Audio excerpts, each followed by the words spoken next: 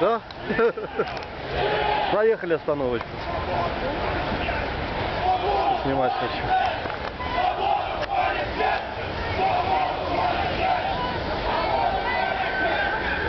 Европейская белорусская главе колонны.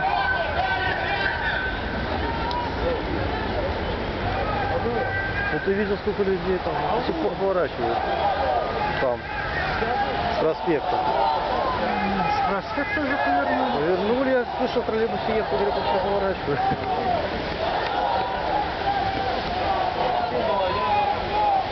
Я садился в троллейбус, там видно.